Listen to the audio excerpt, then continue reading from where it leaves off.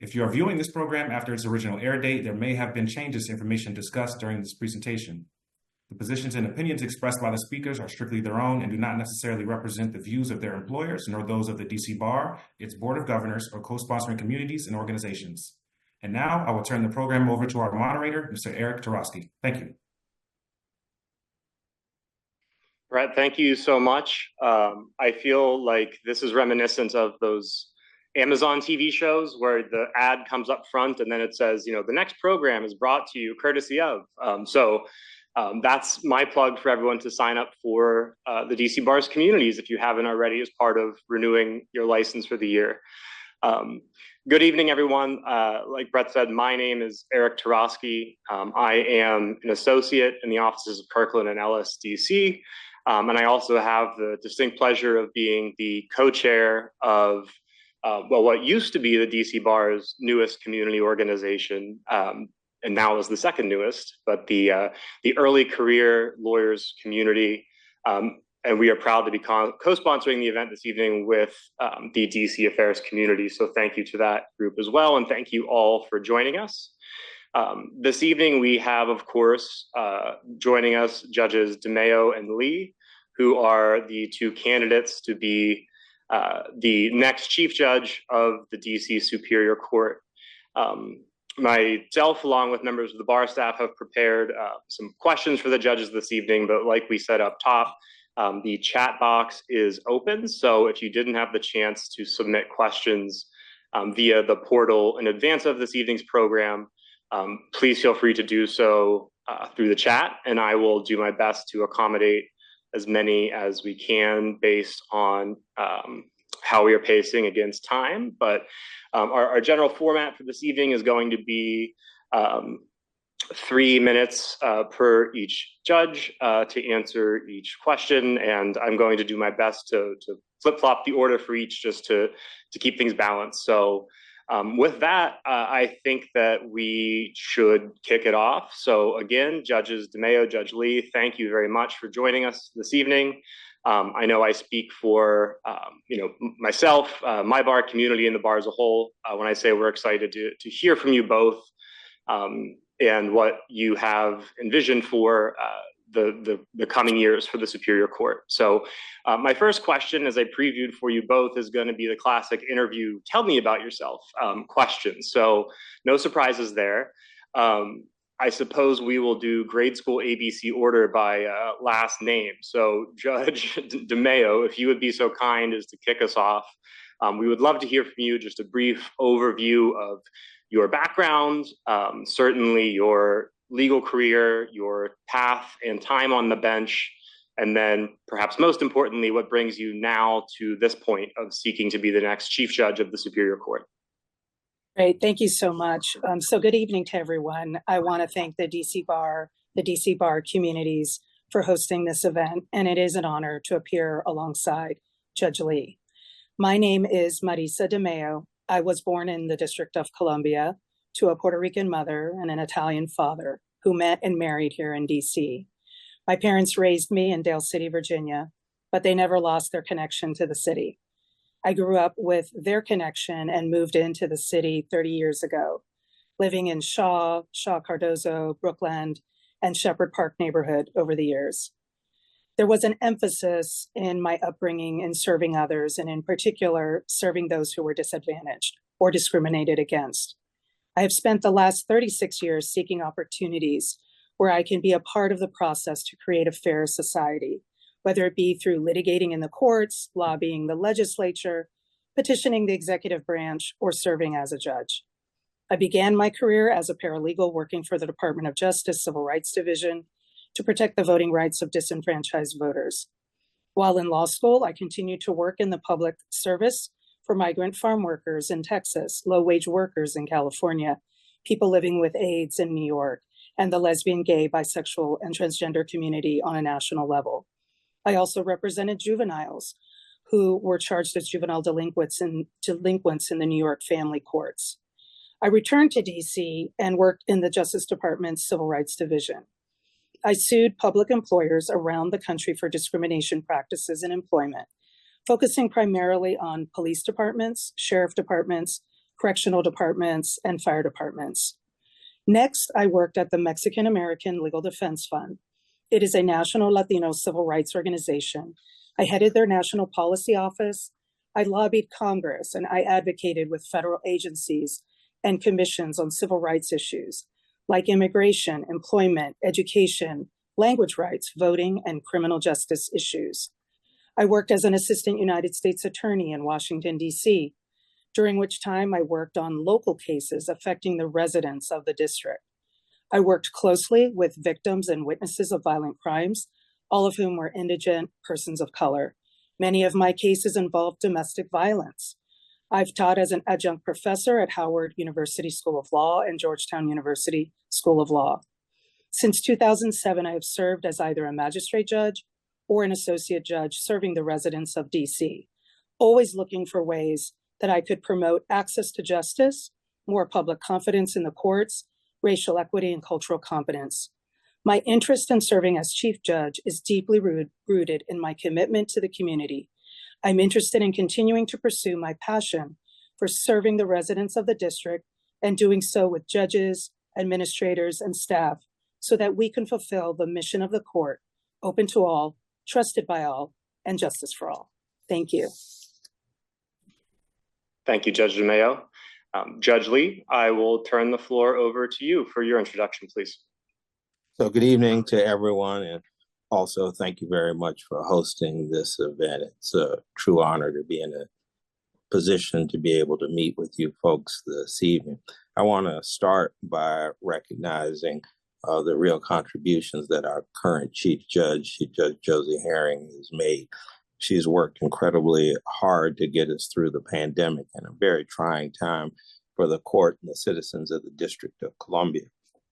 And I think we find ourselves in a very good place, very solid foundation that allows us to take the next steps necessary to grow the court.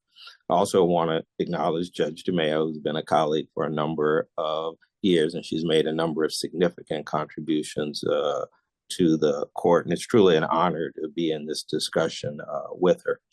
Ladies and gentlemen, if you look at my statement of interest for the position, what you're going to learn about my journey is that I was born here in the District of Columbia, and I've really spent my entire life here. My professional career, been raised by the Superior Court of the District of Columbia. I'm educated here in the city. My professional career has started with the Public Defender Service for the District of Columbia, where I tried cases in the Superior Court. Taught law at Georgetown for a year in their criminal justice clinic, and then I moved on to the University of the District of Columbia School of Law and have taught there for a number of years, continue to teach there as an adjunct, and also teach at Howard University as an adjunct as well. I joined the court in 1997, so that puts me just a little over 26 years here in the Superior Court. And over that time period, I've served as a hearing commissioner, a magistrate, judge, and associate judge. I've handled just about every assignment in the courthouse except for service in the probate division. I've been incredibly fortunate to be able to work on some of the most demanding and complex cases that are presented to our court. But I'm also honored to serve with just a phenomenal number of judges who work incredibly hard with branch managers and staff here to make sure that we provide justice at really the highest levels. If you examine my career, what I think you will see is a real commitment to the cause of justice, a commitment to this courthouse, but also a commitment to the citizens of the District of Columbia.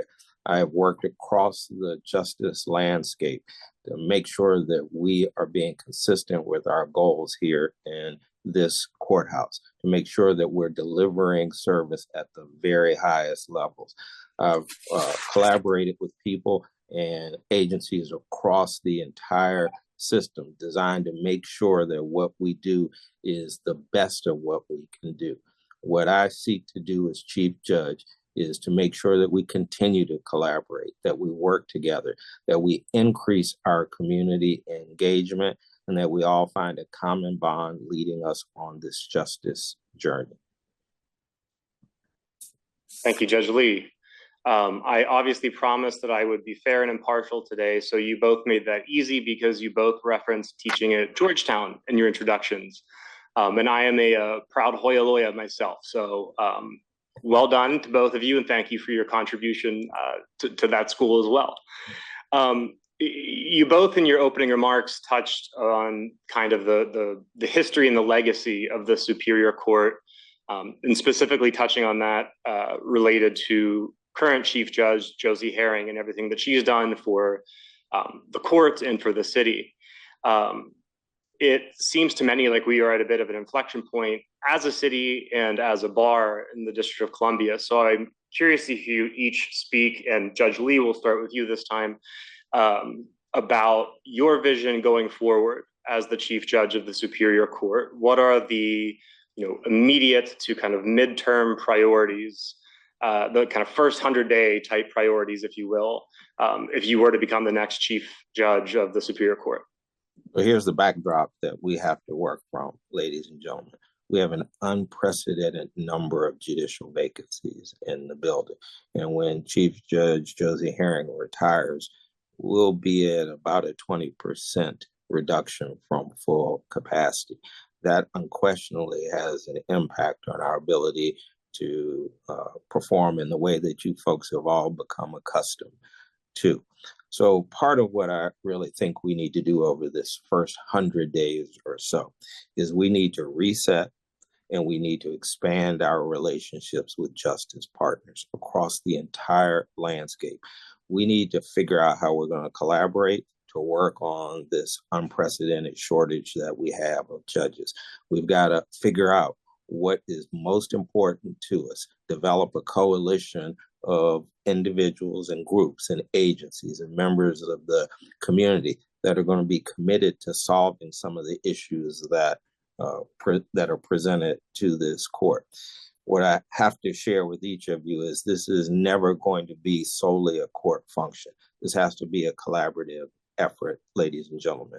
We're at our best here in the Superior Court when we're engaging our partners, when we are engaging the community, and we're getting feedback about what we do well, but also feedback about what we need to improve on.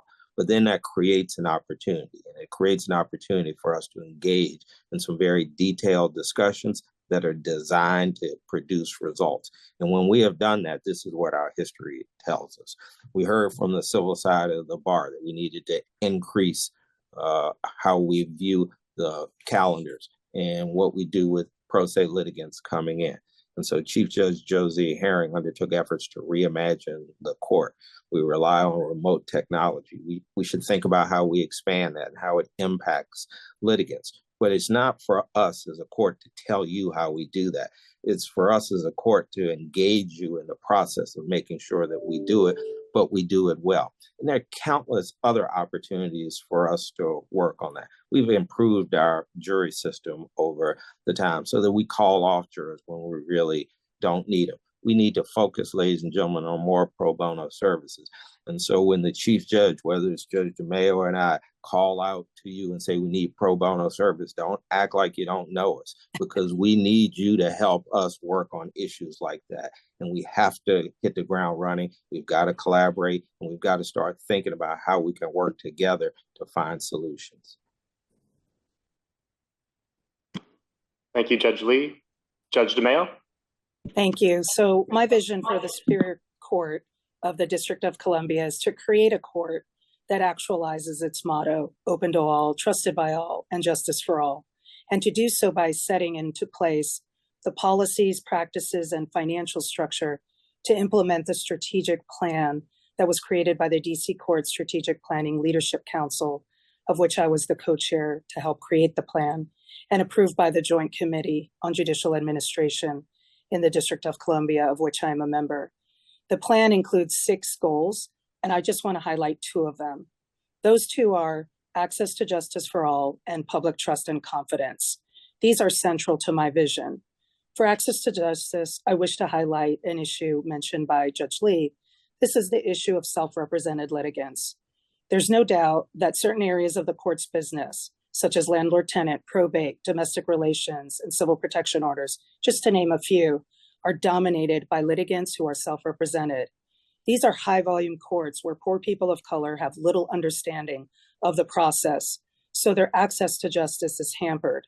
Further, the court's ability to handle these matters is less efficient, thus affecting not just the court's ability to resolve cases, but also delaying resolution for the litigants, causing more disruption to their lives.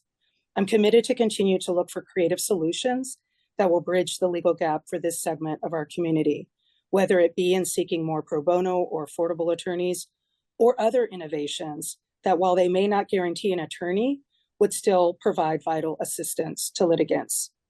On the issue of public trust and confidence, just 40% of voters believe judges in their state courts reflect the values of the communities and understand the challenges facing the people who appear in their courtrooms, while 44% say too many judges don't understand the challenges facing people who appear in their courtrooms and need to do a better job of getting out into the community and listening to the people.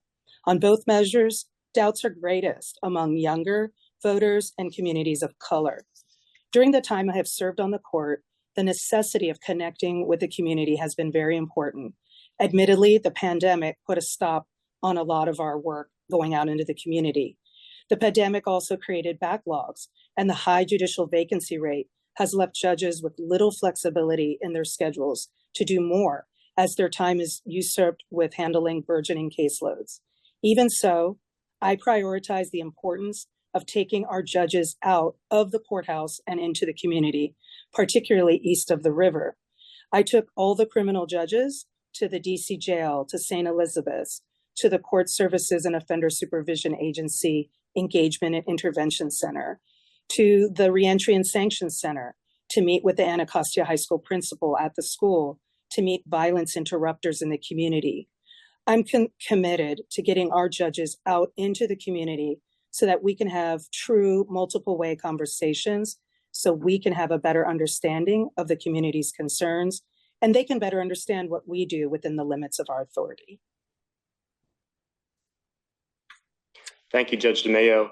In sharing your visions in response to that last question, you both mentioned at various points the pandemic, which understandably so. I think that was and I hope that continues to be a truly less than once in a lifetime global experience for all of us. And I feel comfortable in saying that it truly upended how we do pretty much everything for at least a period of time. And the court obviously was no exception to that. I know that there are myriad ways that we want to move past the pandemic in that sense, in terms of returning people to being able to come to the court in person, returning to in-person jury service. I'd be curious to hear if there are any lessons for the betterment of the court that was learned during that period of time, and how you view those informing your work on a go-forward basis now that we are back to the quote-unquote normal. And Judge Demeo, we'll start that one with you. Sure, and this is really a true success story. The court pivoted quickly during a completely, as you say, unprecedented pandemic. We moved to virtual hearings where possible, and we worked remotely when it was, until it was safe to come back. I was the deputy presiding judge of the probate division alongside Judge Irving, who was the presiding judge when the pandemic hit. We had to figure out in probate cases how to keep cases moving, especially in intervention proceedings for adults who are incapacitated and need assistance with physical health, safety, habilitation, or therapeutic needs. These were decisions that couldn't wait. So we moved quickly, we adapted, and this is true throughout the court. The leadership came up with plans, and all the judges managed to move in that direction. But as the pandemic began to subside, the chief asked all of the leadership of the court to come up with a reimagined court. That is, take the best of the innovations that were developed during the pandemic and keep those that we could. By that time, I was the presiding judge of the criminal division, and we fully implemented a new vision and a new way of doing business. An example, we have a fully remote citations courtroom. We have a remote Department of Behavioral Health courtroom for defendants who are treated at St. Elizabeth's. We have hybrid courts for all of our other courts. Oftentimes what this means is defendants who are out in the community, who have jobs or school that can't take the day off, people who have children for whom they cannot find coverage or pay for daycare, people who cannot afford transportation for court. They're able to participate remotely, and they have had a more positive and accessible court experience.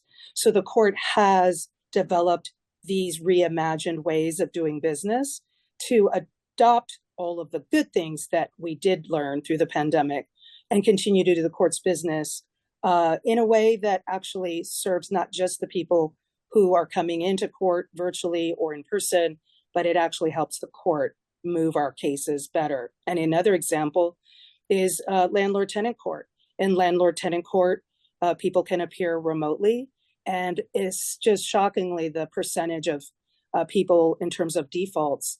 It was a 20% default rate before, and it went down significantly to like a 2% default rate.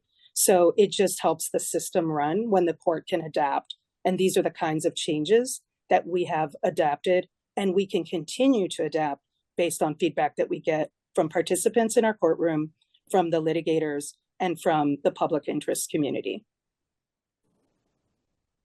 Thank you, Judge Demeo. Judge Lee? One of the most significant teachings from the pandemic is that we have an incredible ability to bounce back. It threw us all for a loop.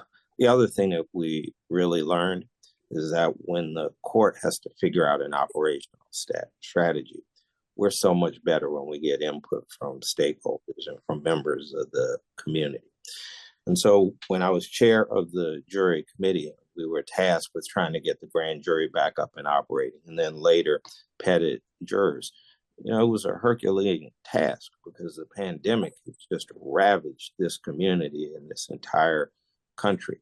And so inviting jurors to come back to the courthouse to sit in cramped spaces was just not an ideal invitation for the time period.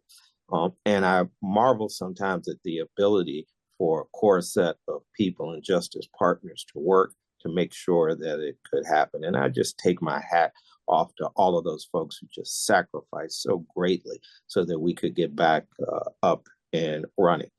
And one of the ways that we were able to encourage jurors to accept our invitation was that we took a lot of steps to try to understand from their perspective what was important to them. What is it that they needed from us to make sure that they were safe and they could participate in the jury process without any unreasonable risk? And we took those suggestions, both from partners, but from citizens groups. And we developed a process that got the grand jury up and running toward the end of the first year of the pandemic. And then, on April the 5th of the following year, we actually returned to jury trials. And if you folks remember, we had plexiglass up everywhere. We had masks on everywhere. And I was the one that thought we were going to invite jurors and it was going to be like one of those parties when you're there and you just hope people will come. And I was pleasantly surprised as I stood at the front door of the Moultrie building and I watched juror after juror after juror come into the building and who have accepted our invitation and who are just willing to serve. We also did an exit interview for jurors so that we could give them an opportunity really to judge us, to let us know how well we did. And when we didn't hit the mark, let us know about that as well. And I looked at those surveys and I was so pleased to see that our efforts were well received. So I take from that the following. If we're going to continue to be a good courthouse and to do great things on the justice scene, we've got to make sure that we are collaborating and we're working with everyone out there to make sure that we get input and that we continue to move forward in a way that's respectful of everyone, it's decent to everyone, and it's committed to our real mission. Thank you both. I am going to commit a cardinal sin of asking questions here and ask a compound question. And I'm disclaiming it in this way in case there are any Georgetown professors or, God forbid, partners from my firm on this call. So I know this is compound, I know this is a no-no in an actual courtroom. But you both have touched on a few times about the difficulties. Sorry, can we confirm everyone's muted? I think we have some background noise.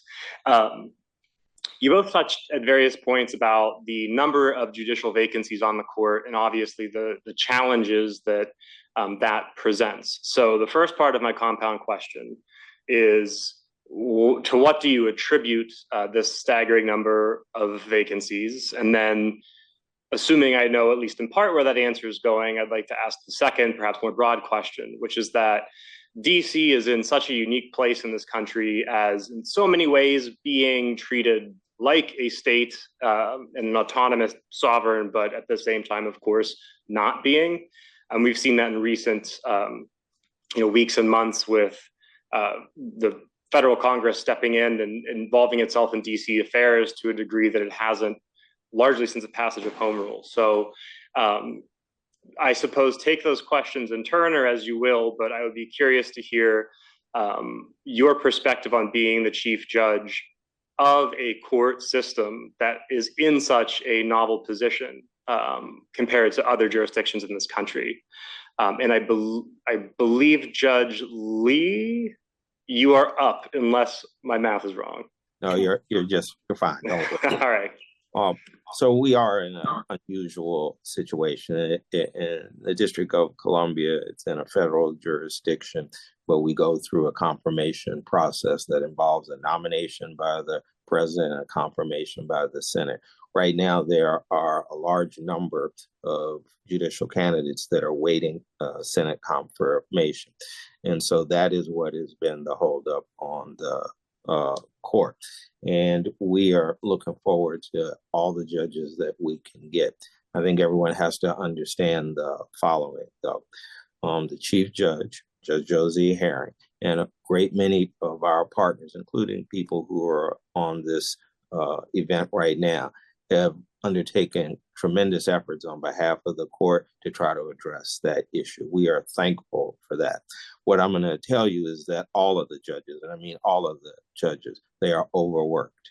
We are working beyond capacity with fewer resources, while at the same time, ladies and gentlemen, we're watching case numbers increase in every segment of the courthouse.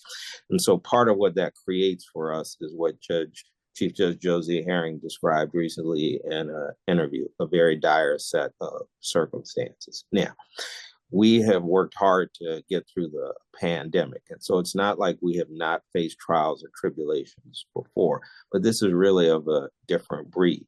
We have created expectations in the community because I really believe the Superior Court is a great place and we are able to handle cases efficiently and fairly and consistent with the highest notions of justice. But those expectations are based on a full complement of judges.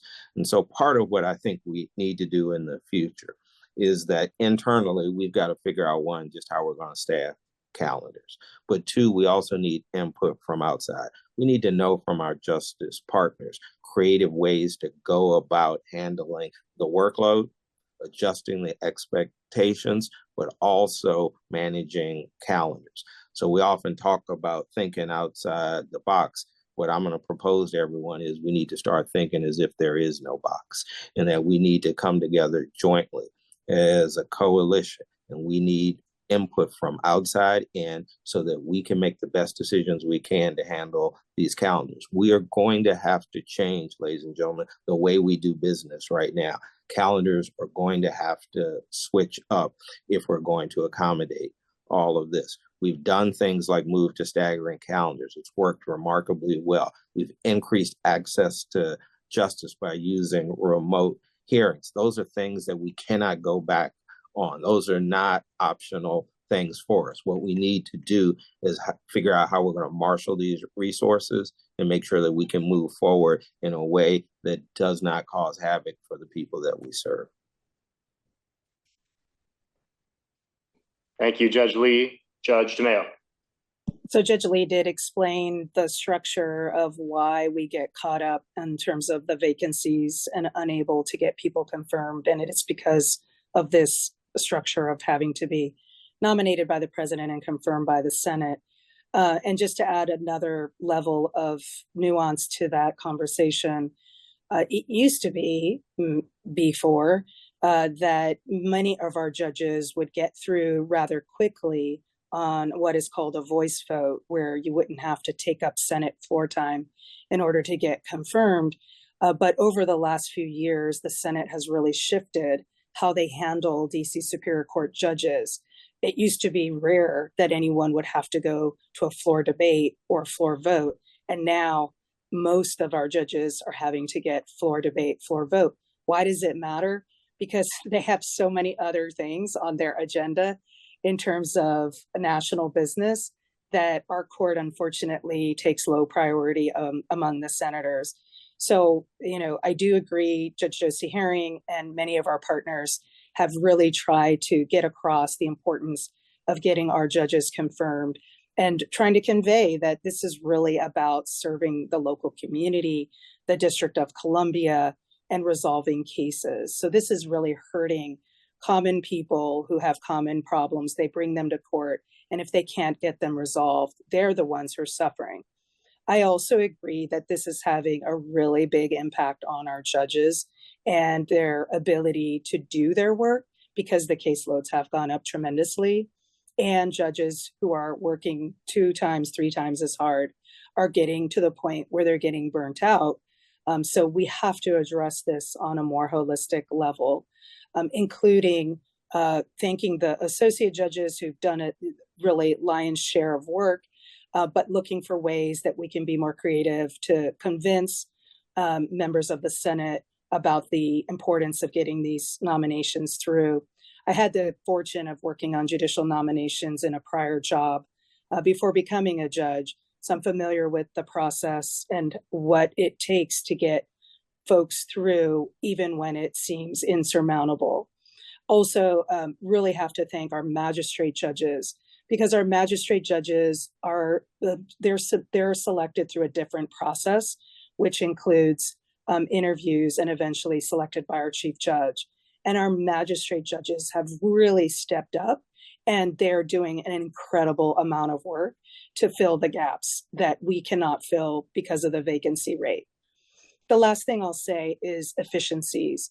I'm going to look for, if I were selected as chief judge, for how we can work more efficiently. Just an example, looking at post-conviction matters, I'd like to look for a creative solution so we could have a centralized unit of specialized attorneys who could really work those kinds of cases so that we can take some of that burden off the individual judges in the way that it is now, which is spread out throughout the court. So looking for creative solutions to work more efficiently. Thank you. So we've touched a few times on this theme of the caseload volume being high, and of course, as we just discussed, the number of judges being able to handle those cases being low.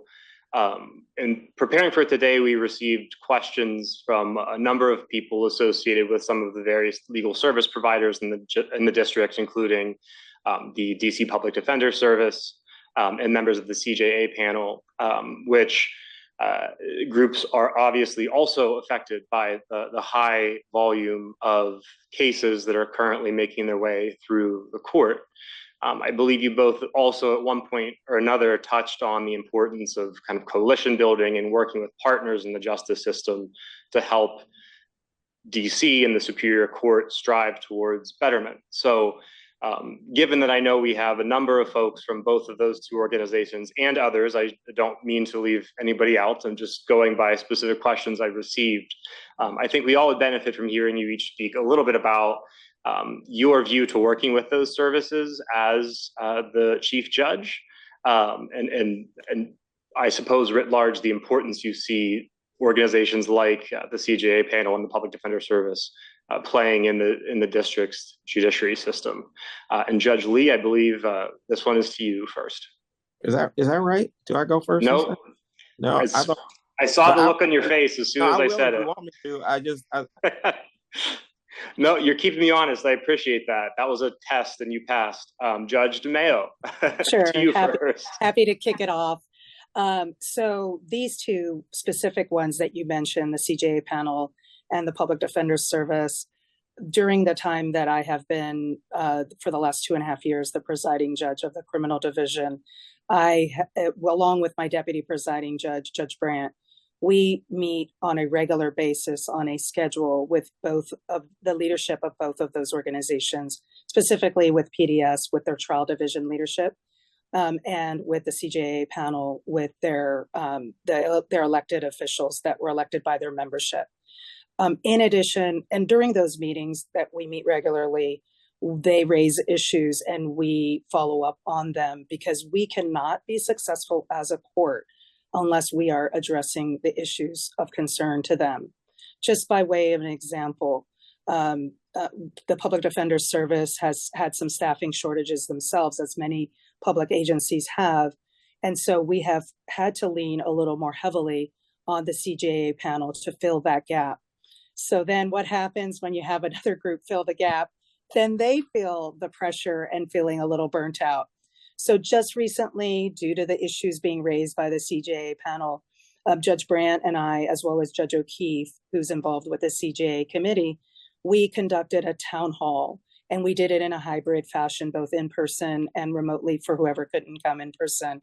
And we basically opened it up and we said, what can we do to make it better for you so that your job is not so overwhelming? And they came up with some amazing ideas, and we've already implemented some of those ideas on a very short timetable. Everything from, things like putting a cap on how many cases they need to pick up if they sign up for pickup. It could include, well, what if I can't come down to court to pick up my case? Could I have a stand-in C10? And these are things that we haven't always tried, but we told the CJA panel, we're willing to be creative. We're willing to do things to make your life a little more, balanced. And we are working with them hand in hand. So if it's an idea that we can make work, we're doing it. And same with the Public Defender Service. We understand they're under a lot of challenges in terms of staffing. So we have worked with them, communicated with them on a regular basis. And when they've told us, this is what we can handle, this is what we can't handle, we just adjust. We're not telling anyone what they can and can't do. We're working with them, because their ability to be successful is going to mean not only that the court's successful, but even more importantly, the rights of indigent defendants are going to be fully protected if we can work in a way that CJA panel and PDS are successful. Thank you, Judge Demeo. And now, Judge Lee, truly, the floor is yours. Thank you, sir.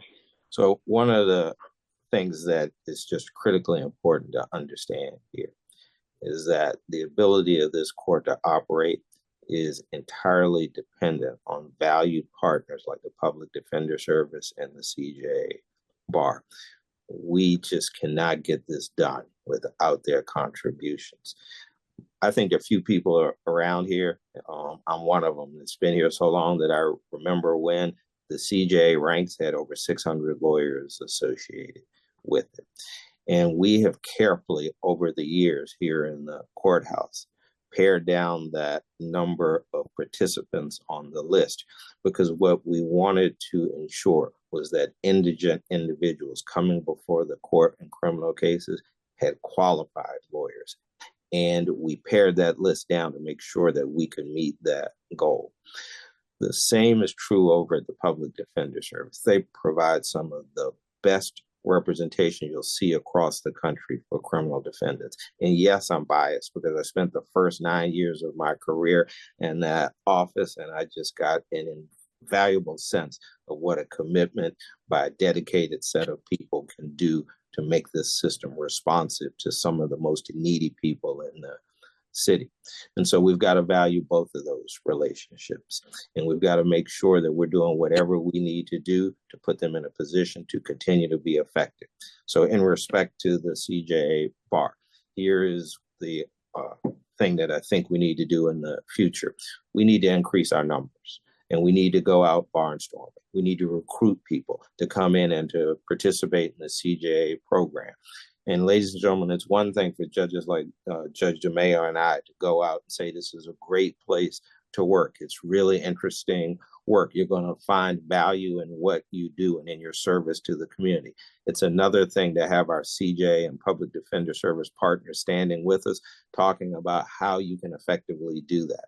And so when we go to law schools and we go to clinics and we go to law firms where there are individuals who are interested in the work and we introduce them to Superior Court, we need to make sure that our partners stand shoulder to shoulder with us so they can help these potential CJA lawyers understand really the value of coming down to work here and to stand with them to help them work their way into the system, to act as mentors, and to make sure that the goals of the Criminal Justice Act program are always met. I know that the CJA lawyers are overworked. I know that the Public Defender Service lawyers are overworked. The commitment that I make to them is that we need to collaborate. We need to talk. We need to figure out how we are going to address their concerns. And we've made some very good initial steps, but those should only be the initial steps. We've got to continue working to make sure we address the much bigger issues and the long-term concerns that we're going to face as case numbers continue to rise. Thank you, Judge Lee. A number of questions that we received in advance of today. I'm going to try to distill as best I can to a concise question for us all to talk about. Obviously, part of the responsibility of the chief judge is managing outward in the ways that you both have talked about in terms of interfacing with organizations like those we just discussed. But clearly, there are a great number of responsibilities that are geared in-house towards your fellow judges, leading from the front and setting the acceptable standards of conduct and tone for the court as a whole.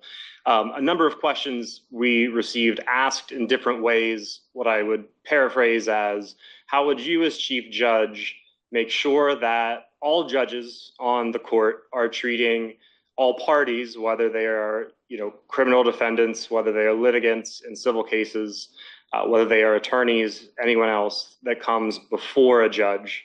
How do you make sure that all of your judges would be treating them with the type of respect and dignity and empathy that we as members of the bar and as citizens of the district would expect of our judiciary? And then to follow on to that, how would you handle situations in which you feel that a judge or certain judges have fallen short of that standard? And excuse me, Judge Lee, I believe truly this time, yours to start.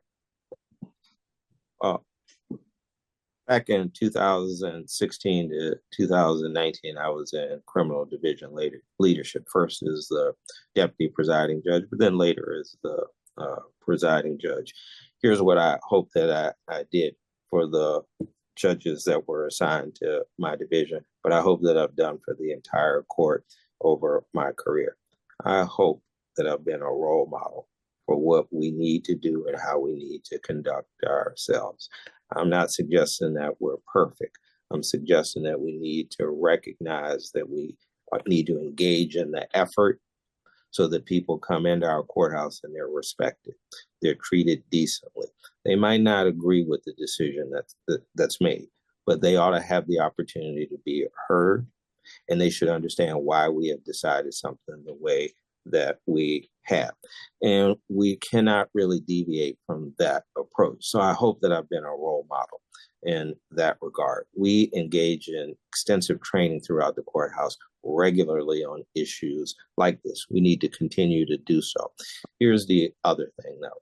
When judges don't hit the mark, and we're people too, we don't always have the best days going for us, but when we don't hit the mark, then you ought to be able to let us know about that so that we can take corrective action.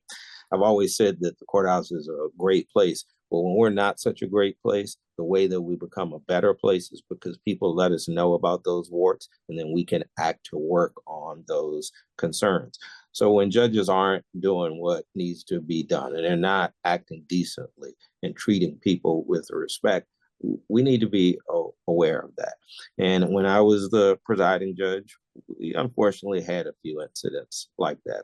And what it calls for is what I'm going to suggest to you are very difficult but private discussions with judges so that they become aware of their behavior. You know, every once in a while, you have to listen to a tape of yourself, have an outer body experience and say, I can't believe that I just did that. It is an awakening, a learning tool for us all. But we need leadership that will engage in that type of approach. But we also need stakeholders to understand that we're open to those types of discussions so that we can take corrective action. I want the judges and the magistrate judges and our senior judges to know that if I'm the chief judge, I'm always going to be supportive of what they do. They are the core of the business of the courthouse. And when they have concerns, they can always come to me about those concerns. But they also have to understand that we have a responsibility to the citizens of the District of Columbia and the people that appear in front of us. And we have to honor that responsibility. Ladies and gentlemen, that's how we promote trust and confidence in the system, and we can never deviate from that. Thank you, Judge Lee. Judge Demeo. I think it is a combined process of one, setting the tone yourself, making sure that you're modeling what is the proper behavior in the courtroom, and making sure that even if things get stressful, to remain patient, dignified, treating everyone with respect. I mean, a lot of this comes back to procedural due process. Do people who come into your courtroom feel that they've had the opportunity to express their voice, to say what they wanted to say, whether it's through an attorney or directly if they're not represented? And if they're not able to do that because of a disrespectful court, whether it be the judge or the courtroom clerk or the marshal or whomever is working in the courthouse, if they feel disrespected, then they're not going to feel comfortable having their voice heard. The challenge is that judges, we go individually into our individual courtrooms. So then the question is, how does a chief judge find out about a particular judge and whether there might be some concerns? And I do also think the second part of tone setting as a leader is making sure that people do know that you as a leader would keep your door open to hearing these concerns. And this is another part of the leadership that Judge Lee mentioned and that I've also experienced in the criminal division. There have been concerns brought to Judge Brandt and my attention about particular judges during particular hearings, and we have discussed those individually in private conversations with those judges so that they're aware, whether they realized they had lost their patience or not, that others had perceived that they had lost their patience. And I think another aspect of this, just to kind of keep in mind as a chief judge, we also need to be cognizant that these high volume, high pressure courtrooms are going to create situations that are extremely challenging. It's that balance. You've got to get through your calendar, but you also have to allow each litigant to have sufficient time to be able to present their case. And then how do you balance those two things? So one of the ideas that has worked over time is staggering the calendar so that you don't have, a huge number of people all waiting in your courtroom, getting frustrated, and then getting frustrated with you and you're losing it. And also through training. We have a lot of general training for not just onboarding our judges, but throughout while we're on the bench, talking about, well, what are you going to do? Because inevitably we're all human and we're all going to, at one time or another, lose some of our patience. And so one of our best pieces of advice is get off the bench, take a break. But the chief judge needs to keep our judges accountable and make sure that we're presenting a fair and dignified courtroom so that everyone feels respected. Thank you. So I'd like to go now to a question that I received from the audience in semi-real time here through the chat, which is also a plug for those of you listening. If you haven't, to please send questions that we will try to work into our conversation here with the judges. So Judge Demeo, to start with you, and I think this question actually ties in nicely to your point about kind of the docket management and the creative ways to help alleviate some of the, overwrought situations in which perhaps judges find themselves that lead to adverse outcomes. It's a bit of a long question. I'm going to try to paraphrase it so we can tackle it. But it asks essentially about the possibility of mandating early mediation in an attempt to reduce the court's workload by diverting more parties earlier in the process to mediation, reducing costs to the parties, discovery expenses, things like that. And then, of course, it comments upon the mediation service that is available through the court, with many of the experienced members of our bar, perhaps on this call, available to help try to reach early resolutions to cases. So we'll start, Judge Demeo, with you, but if you'd like to speak to, I suppose, that as a discrete solution, but perhaps also the opportunity as you see it to implement mediation more or perhaps in different places in the current operations of the court. Yeah, the concept of mediation, and it takes different formats depending on which division you're in. For example, when I served in the civil division, say, for example, in the landlord-tenant court, there were mediators available to try to resolve those matters. And quite honestly, the mediators that the court has are fantastic. They just have an incredible amount of knowledge. They're very committed. And we have a great mediation system. And they also were there to help with other types of civil cases as well. I mean, as a general practice, when I issued orders in the civil division, I did always include a mediation date in advance of anything where it got into further in-depth litigation, because in-depth litigation, if they are represented parties, means a lot of money.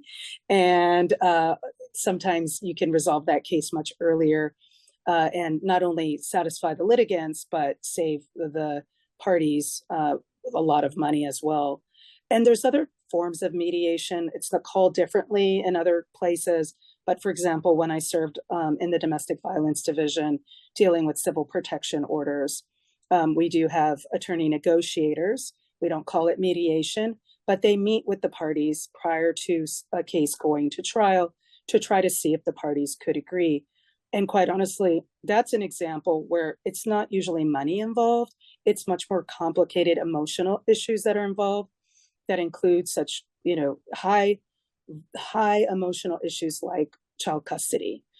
So we have found that when cases can be resolved in these other ways before it gets to the contested trial, not only is it a better outcome for the court, it has always been a better outcome for the parties. This same type of philosophy happens in family court with the domestic relations cases, if they can resolve it through mediation.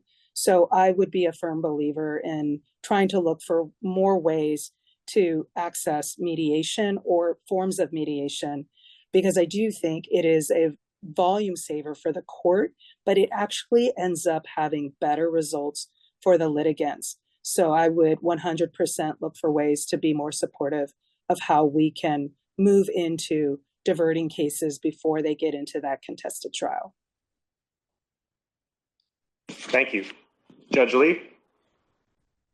I sit in the civil division now, so I see mediation really at its best. It is an invaluable tool, not just for the court, but for those who are involved in litigation. And over the course of my career, whether it's been in child support, domestic relations, also in the domestic violence unit, you witness the benefits of having mediation. And honestly, we just have to acknowledge that sometimes mediation gets parties to a much better result than they may get to if they're in front of the court. So while we're facing this issue about unprecedented numbers of judicial vacancies, one way to address this ability to handle backlog is actually to do exactly what the person suggesting the question to us. We need to move some mediation up and get people involved in it much quicker than we have before. It's a great tool. We know that it works. What we need to do is recalibrate and figure out how we get people there earlier. So on the landlord and tenant side, there have been proposals to rely more heavily on early mediation. It takes care of court congestion. That is a significant concern, but there's also another benefit there. A good number of our cases are pro se litigants. The more often that we ask them to come to court and to involve themselves in a lengthy process, the greater the negative impact it is on them. It's disruptive to work. It's disruptive to home, to child's care, to school, to schooling. If we can get people to a place where they are reasonably comfortable with the resolution and we can do it quicker, then we need to engage in that process. And this is not just cases on the civil side that involve money.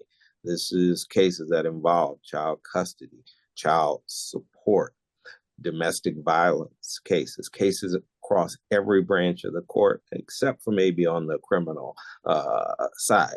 But we really do need to refocus our efforts and to take the benefits that we see long-term in mediation and see if then we can move them up in the process, get those same benefits with some additional benefits as well.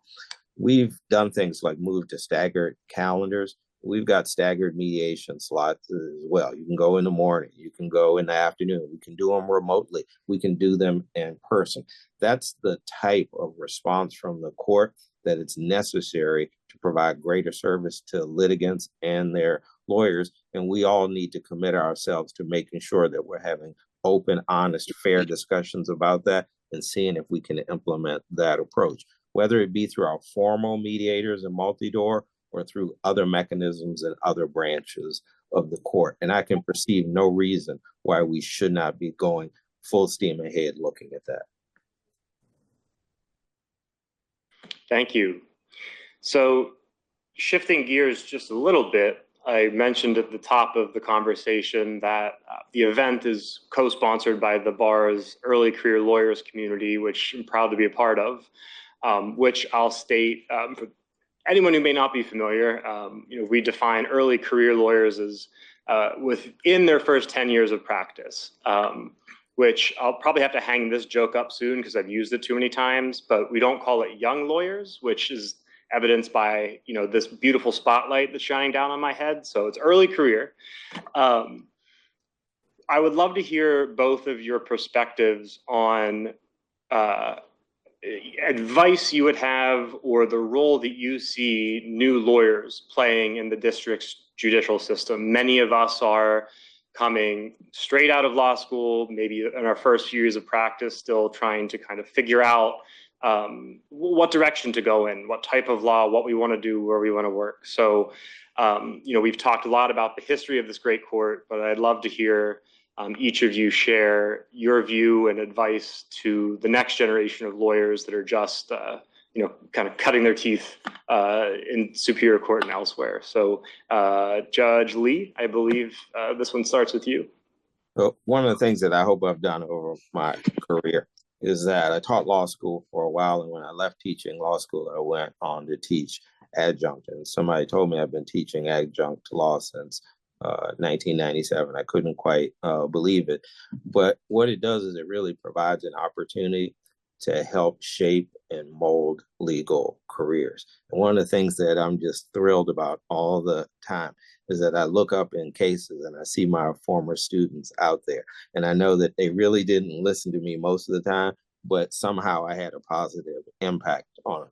And one of the things that I'm just so proud of is that one of my students is actually a magistrate judge with the court right now. And it's just a phenomenal moment for me. But I actually think that our effort should be not just at the new lawyers, but the lawyers that are coming. And we need to develop partnerships. And so we need to reach out so that some of you new lawyers can come down and meet some of us old hands. And you can get an idea about how we went from new lawyers to being the old hands. And I think it's valuable to do that.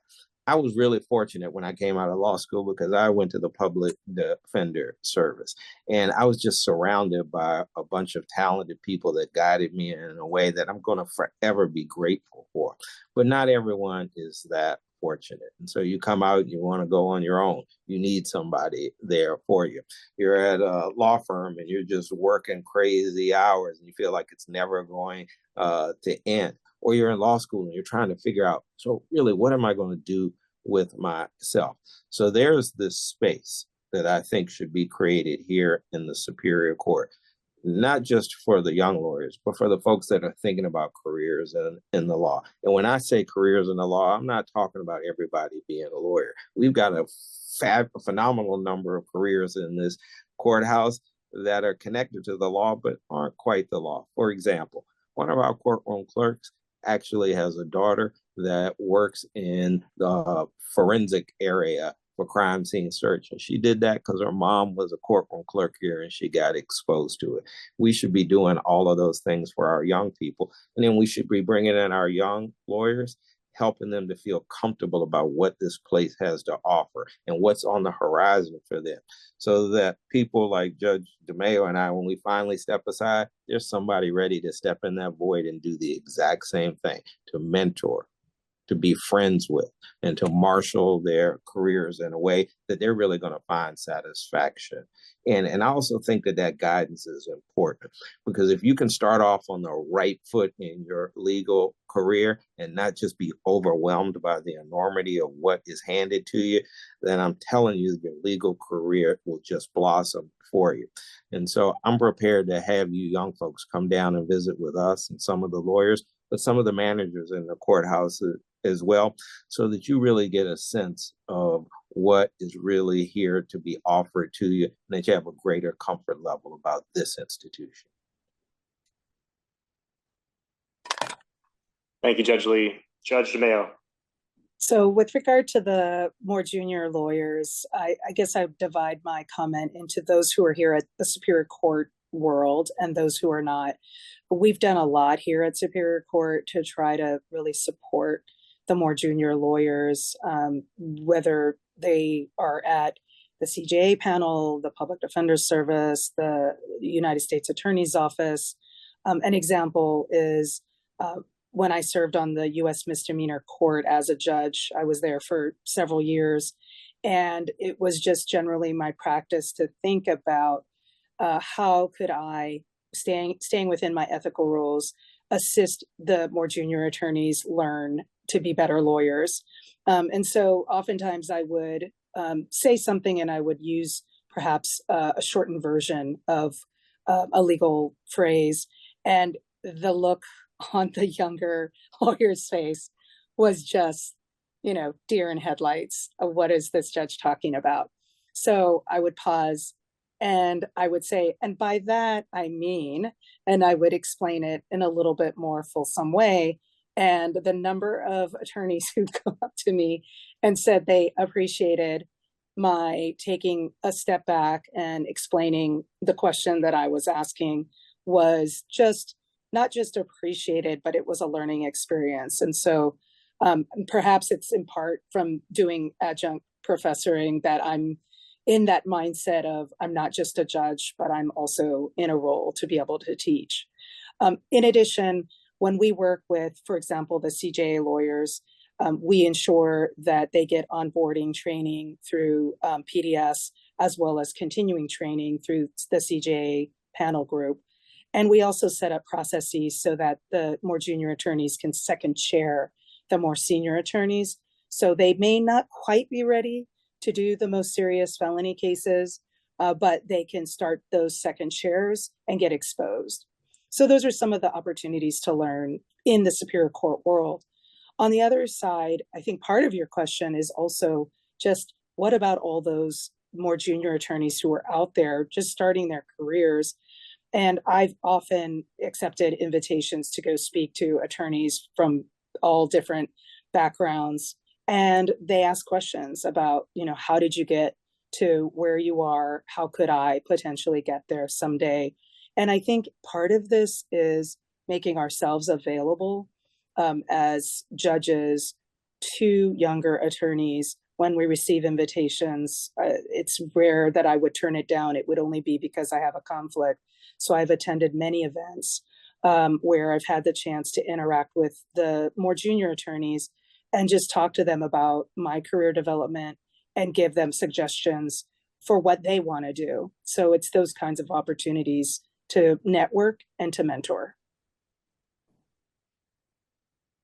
Thank you both for those terrific answers, and forgive me for editorializing just a bit, but I'd be remiss if I didn't say, bar none, the highlight of my law school experience was participating in Rising for Justice, which for anyone on the call who may not be familiar is the, I believe it used to be called Law Students in Court, Right. but it's a consortium of the DC area law schools who send, I'm second and I was a third-year law student into DC court to help work with and represent people who otherwise might not have representation. I was in landlord-tenant court specifically. So everything that you've said about the access to justice piece being improved through things like mobile hearings, the decrease in defaults, that all landed with me. And this is, again, just, I promise no commercials up top, but I guess this isn't part of commercial. But the DC Pro Bono Center generally and Rising for Justice are near and dear to my heart,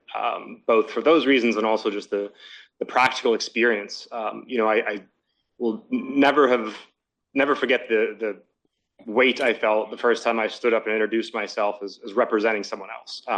So that was truly transformative, as something I carry with me, each day in my early career now. So we are closing in on, I believe, the top of the hour. So I have a few more questions I'd like to pose to you both. When we began, I asked the kind of first 100 days question. So, what does early success look like looking forward at this point? I'd like to invert that question now. And I'd like to ask you each, when, if you were to become the next chief judge of our court, when that term is at its end and some other early career lawyer is hosting this panel with the two or however many candidates to succeed you, when you were looking back at your term as chief judge, what would you like to see? How would you feel comfortable having defined a successful tenure looking back in your time in the position? Judge Lee, I believe that we are with you. Okay. All right. So I want to start with this, Mr. Tarosky. What makes you think if I'm chief, I'm only going to be a one-term chief? Maybe there's that 4 years that I've got to work with. But let's just work with the proposition that you suggested. So here's where I think we need to be at the end of 4 years. First of all, I started off by telling you that this place runs well when we've got a full complement of judges and staff, and we should be proud of that. So here's the real challenge. How do we advance that? So when we have had discussions about making changes in our processes here, we've always engaged in collaborative efforts. Let me give you a couple of examples. It was brought to our attention back around 2018 that we should give consideration to how we change our jury plan so that we would not have an impact on returning citizens that was much broader than the statute. We actually took that seriously and we acted on it. And then the Board of Judges in 2019 actually voted to change our plan. And I was so pleased because the way that all evolved through a series of meetings with stakeholders.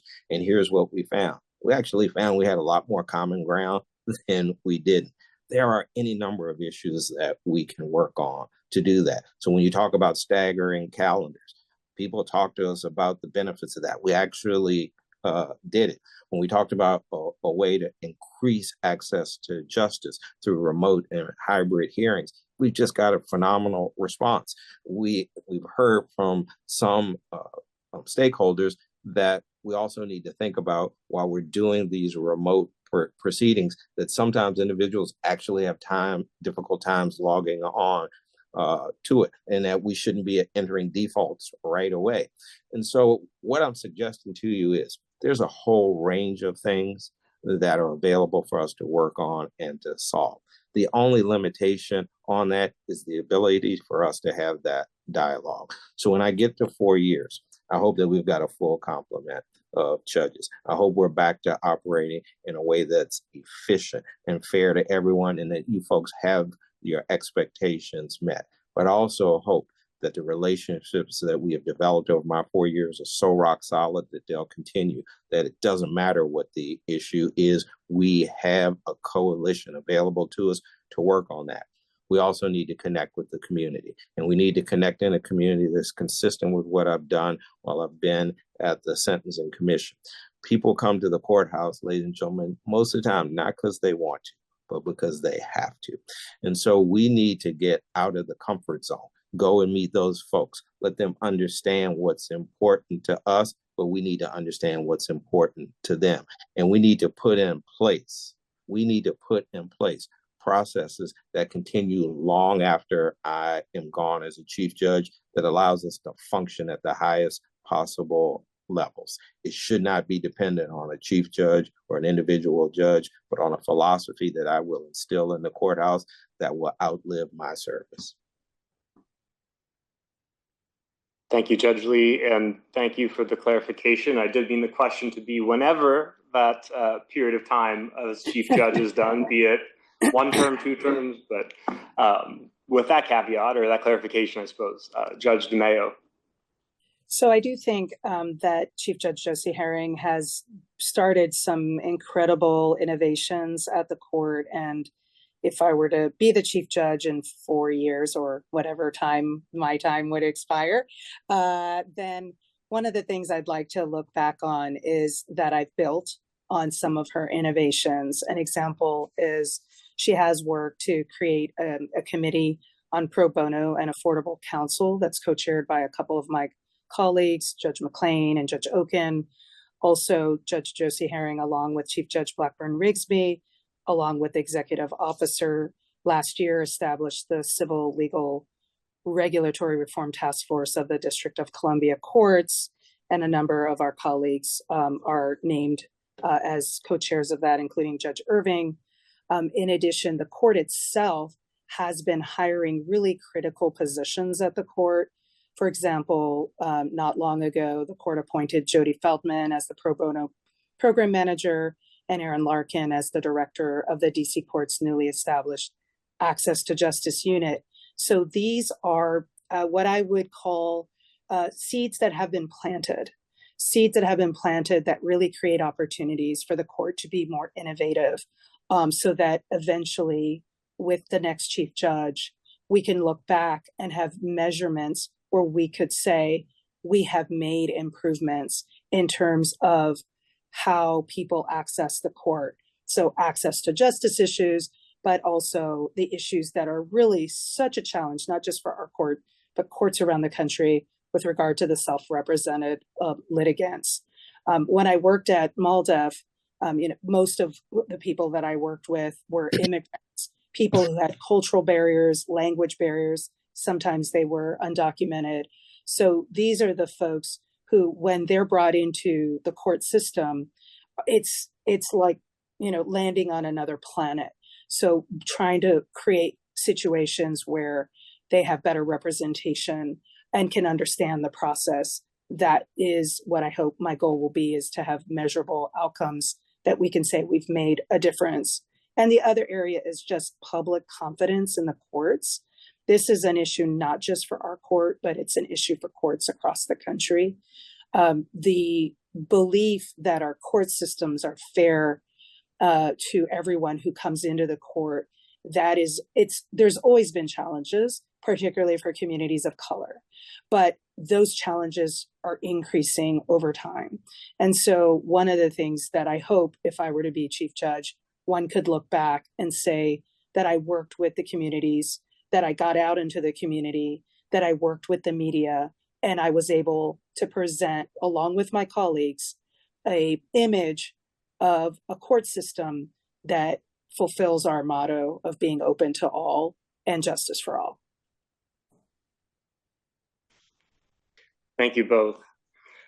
So I think I'll end it with the following. And I'll confess that I was asked this question in a job interview years ago before the law. And it was a stumper. I didn't see it coming. So that's my warning here.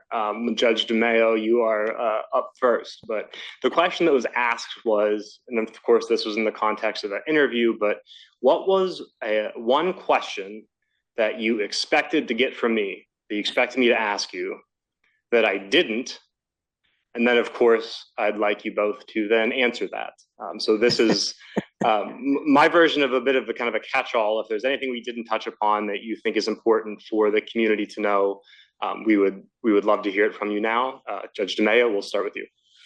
Sure. So I think, one of the things perhaps I was expecting a little more direct question on is, how can the court be more responsive? How can we, the court, we seem to be in a situation where we are perceived as, we just come into the bench, we rule on our case, but we're not really connected and hearing the community. And so in terms of those kinds of issues, what can we do to be more responsive? I do think it's a multi-prong effort in terms of trying to not just be responsive, but being perceived as being responsive. I think it has to do with dealing with the litigation that's before us, just, being attentive to the needs and interests that evolve, to understand that communities do change, that circumstances do change, and the court has to be open to new ideas and to different ideas. The legal system generally is considered a system that really likes to look to the past and rely on the past and is not very open to change. But I think in order for us to do our business, we need to evolve. And I mean that in both listening to the community, but I also mean in areas like technology. I know that's a scary word for a lot of judges, but we need to be more open to developments in technology and learn more about it so that we can be more responsive to the community, because there's only one of us in each spot. But by the use of technology, I think we can be more responsive to people's concerns, whether it's trying to figure out how we can better use AI or other areas where we can do our work better and be available to the public in a more time-responsive way. Terrific. Thank you. Judge Lee, you have the benefit of having had a little bit of time to think, but we'll turn it over to you now.